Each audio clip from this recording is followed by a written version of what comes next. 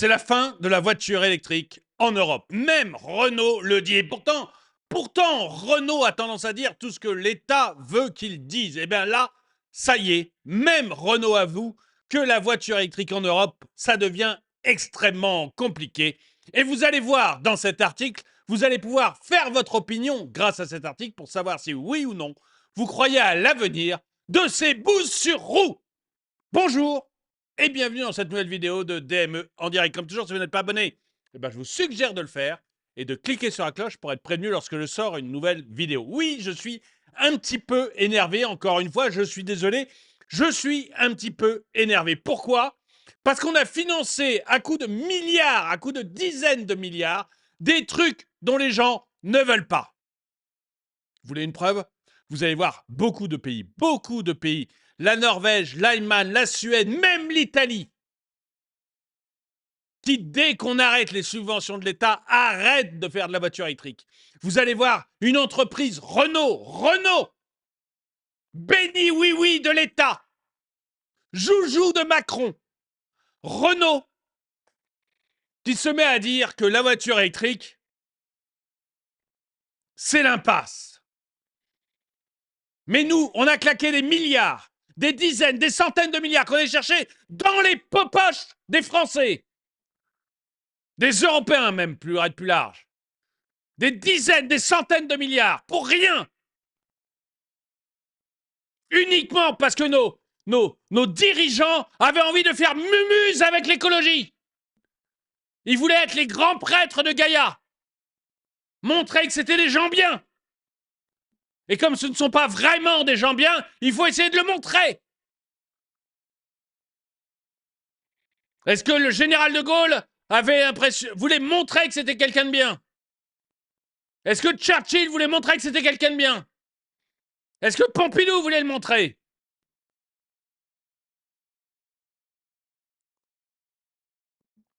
Mais depuis qu'on n'a plus que des nains qui n'ont absolument rien de gens bien, il faut le montrer. Donc on le montre. On dépense des dizaines, des centaines de milliards pour des trucs qui ne marchent pas et qui n'intéressent pas les gens.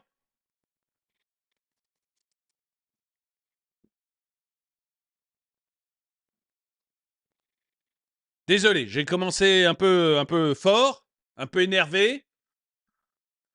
Ça m'arrive. Ceux qui sont habitués à ces vidéos savent que ça peut m'énerver de temps en temps. Je suis désolé. On va lire ensemble. La tendance semble irrévocable.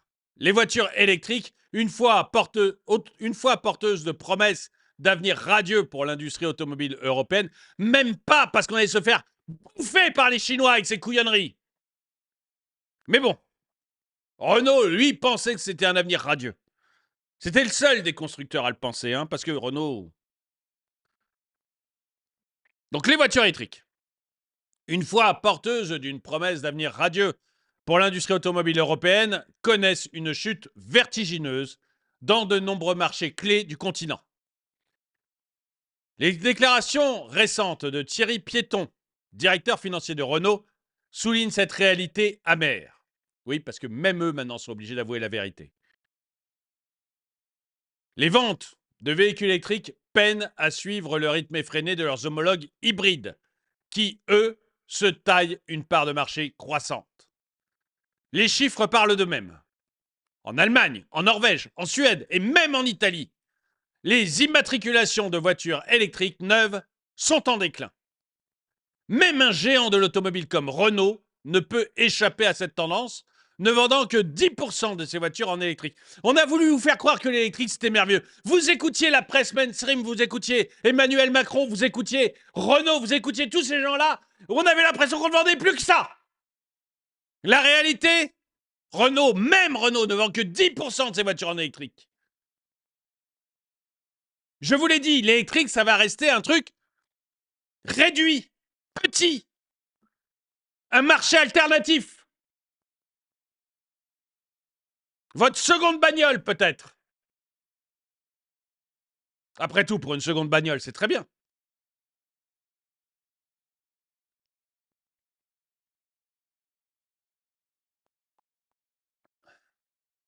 afuera. Pas une seconde bagnole, c'est très bien.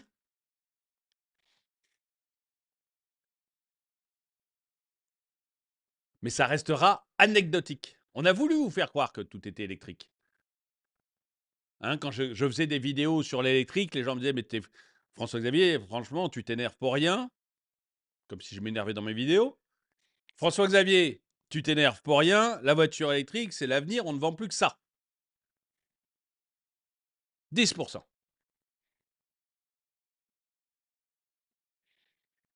voulez savoir ce qu'on vend? On vend du diesel. Parce que vous prenez l'électrique plus l'hybride, vous arrivez pas à 50%. Ce qu'on vend aux gens, c'est du diesel. Parce que c'est ce qu'ils veulent. Parce que c'est ce dont ils ont besoin.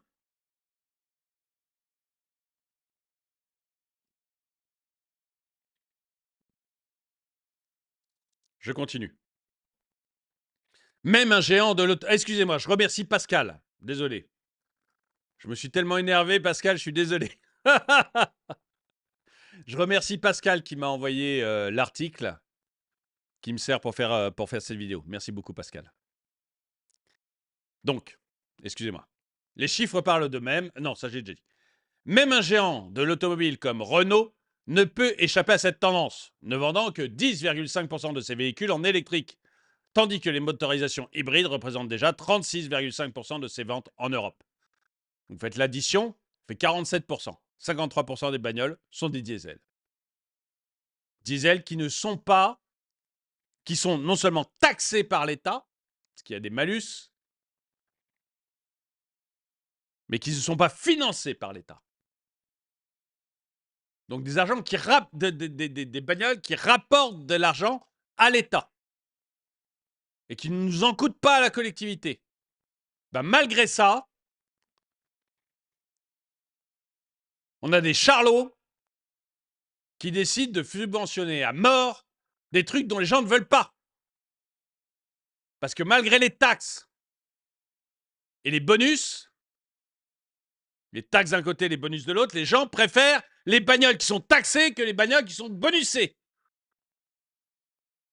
Regardez les ventes. C'est pas moi qui invente. Regardez les ventes.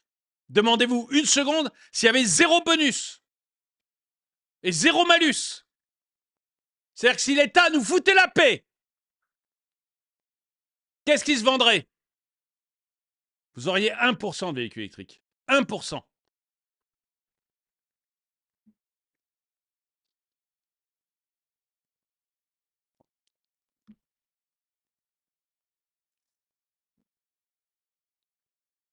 Cette dégringolade est particulièrement frappante en Allemagne, où l'arrêt des subventions gouvernementales a entraîné une chute spectaculaire de 29% des immatriculations de véhicules électriques en mars 2024. Moins 29%. À partir du moment où l'État arrête de payer. Des scénarios similaires se déroulent dans d'autres pays, avec une baisse de 48% en Norvège. 48%.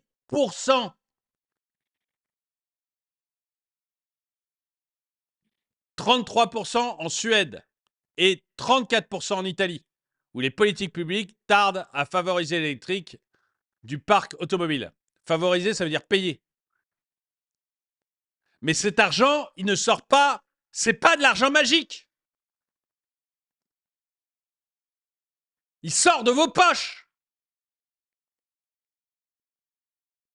Il y a des États, comme l'État français, qui pensent que c'est normal d'aller vous faire les poches pour vous forcer à acheter vos voitures électriques. Vous n'en voulez pas, mais il vient faire vos poches. Pour pouvoir après subventionner le truc.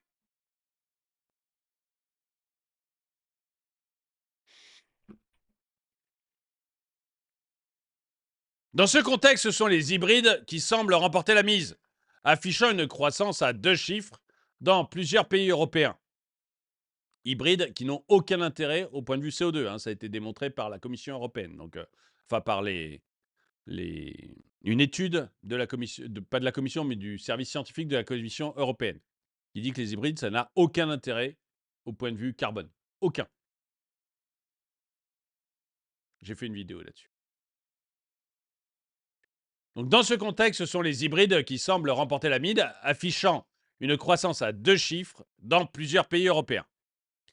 La montée en puissance de l'offre, notamment chez des constructeurs comme Renault et Stellantis, ainsi que les avantages environnementaux tangibles de ces véhicules, non, en fait, il n'y en a pas, contribuent à leur succès. Il n'y en a pas, mais ça donne l'impression que. Vous croyez encore peut-être que les véhicules hybrides ont des avantages environnementaux. Maintenant, les études le montrent clairement que c'est faux. Mais les gens qui en achètent ont cette impression, donc ça peut faire un argument d'achat. Après tout, il y a plein de choses où on les achète en ayant l'impression que parce qu'il y a des bonnes pubs. Avec des émissions de gaz à effet de serre nettement réduites par rapport au modèle essence, les hybrides offrent une alternative attrayante pour les consommateurs soucieux de leur impact écologique de leur voiture. Honnêtement, c'est faux. Je vous renvoie vers la vidéo que j'ai faite sur l'étude qui a été faite au niveau européen. Par ailleurs, les hybrides rechargeables, bien que prometteurs, sont freinés par des surcoûts significatifs et des contraintes liées à leur autonomie limitée en mode électrique. Les récentes coupures des aides gouvernementales en France ont encore accentué cette tendance, avec une baisse de 6,5% des immatriculations en mars dernier. En plus, ce qui m'agace, c'est que je vous l'avais dit, que dès qu'on arrêterait en France, on aurait aussi une chute. 6,5 en mars, je suis quasiment sûr, je peux me tromper, on verra, mais que je vous annoncerai quand je vous annoncerai les chiffres d'avril, parce que j'avais dit pas le premier trimestre à cause de toutes les ventes qu'on a fait avec ces aides du gouvernement, mais sur le deuxième trimestre, ça sera une catastrophe. On va voir avril, je suis quasiment sûr de mon fait, mais alors avril, mai, juin, vous allez voir, ça va être une catastrophe. Nous aussi, on va se taper des moins 30%. Parce que personne n'en veut si ce n'est pas subventionné. Face à ces réalités, les constructeurs automobiles européens sont contraints de revoir leur stratégie. Mercedes-Benz, initialement ambitieux dans son projet de devenir la marque entièrement électrique d'ici 2030, a dû faire marche arrière, visant désormais une électrification partielle de sa gamme. De même, Stellantis adapte ses plans, intégrant des versions hybrides à certains modèles jugés décevants en version électrique. Et je vous avais même fait des vidéos, je crois que c'est... Je ne sais plus quel véhicule de Stellantis en Angleterre, j'ai fait une vidéo là-dessus, ne se vendait carrément plus. C'est-à-dire qu'il l'avait sorti que en électrique, ça ne se vendait plus du tout. Du coup, ils ont été obligés de revenir au thermique en Angleterre. J'ai fait une vidéo là-dessus, je ne me rappelle plus laquelle c'était. Cependant, cette déconvenue des voitures électriques en Europe ne signifie pas la fin de l'électrification. Les récentes propositions visant à interdire la vente de véhicules neufs non électriques d'ici 2035 illustrent l'engagement continu en faveur de la transition énergétique et la bêtise absolue de nos gouvernants. Mais ça m'énerve, Mais qu'est-ce que ça peut m'énerver? Ce côté aveugle, ce côté je ne veux pas voir, ce côté c'est pas mon fric, je m'en fous, c'est celui des gens. Ça m'agace.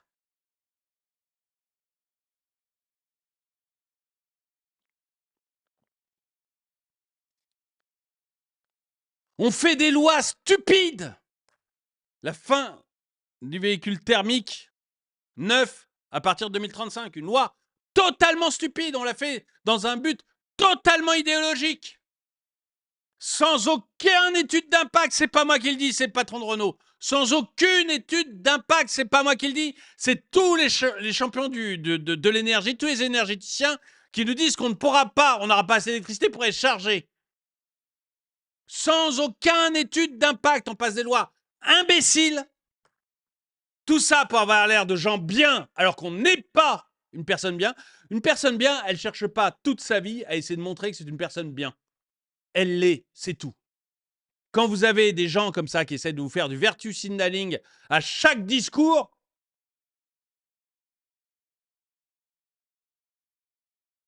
j'allais être grossier. Mais c'est tout sauf des chances bien. Voilà. Et donc maintenant, ils sont pris au piège.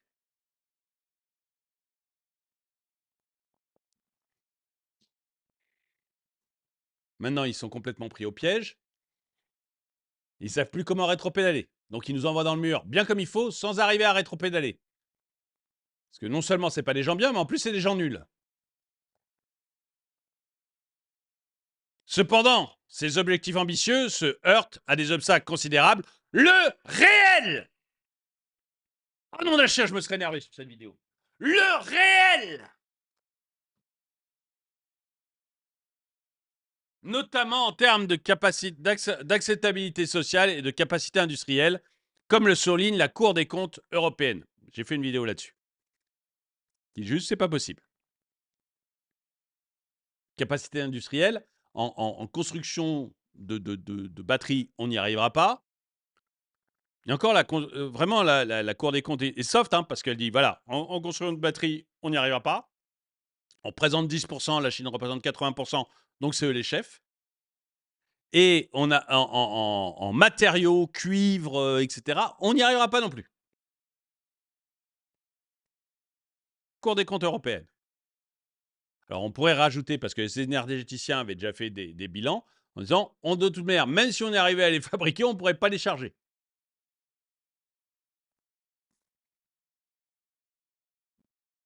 En conclusion, la grande dégringolade des voitures électriques en Europe révèle des défis majeurs auxquels est confrontée l'industrie automobile dans sa transition vers une mobilité plus propre. Alors que les hybrides semblent prendre la tête de la course, l'avenir de l'électrification dépendra de la capacité des acteurs du secteur à relever des défis et à répondre aux attentes changeantes des consommateurs et des régulateurs. Oh oui, ils sont changeants.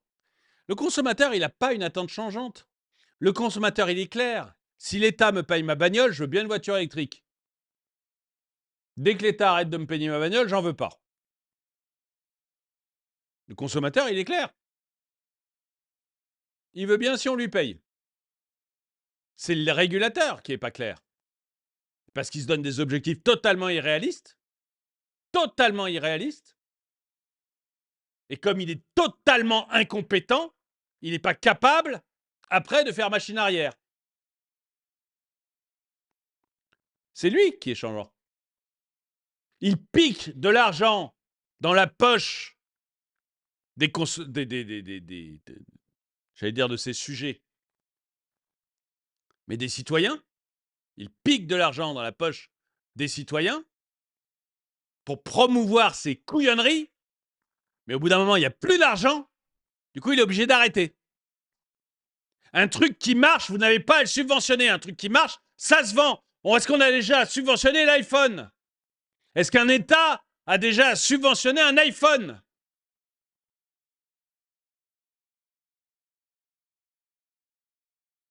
Pourtant, c'est cher un iPhone. Bon, il n'y a pas besoin de le subventionner. Parce que les gens perçoivent que c'est un rapport qualité-prix qui leur convient. Du coup, ils l'achètent.